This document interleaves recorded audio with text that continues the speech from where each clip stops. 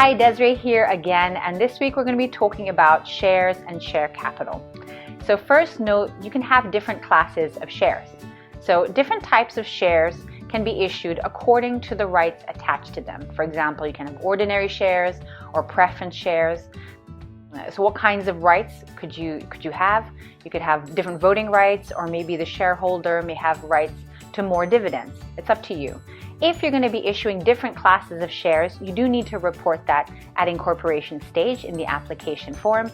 But generally speaking, if it's going to be yourself, or if you're going to have a partner with equal rights, you could just issue ordinary shares to make things less complicated. Next, you'll consider also the number of shares and how much share capital you're going to issue. So in Hong Kong, you're required to have a minimum of 1 share at 1 Hong Kong dollar or any other convertible currency. Why would you want to have it in another currency? Because perhaps you're trading mostly overseas, you're doing business overseas, so you're receiving funds, mainly euros or US dollars, for example. So in that case, you may want to consider to report your capital in that currency to make accounting at a later stage more easy, so your accountant doesn't need to do lots of conversion, okay? Who can shares be issued to?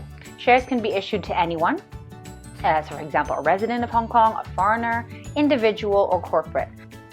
We'll explain a bit more about that in the coming installment, where we're going to be talking about directors and shareholders, so watch out for that. But one thing you do need to consider, though, in terms of how much capital to issue, is whether you are regulated or not.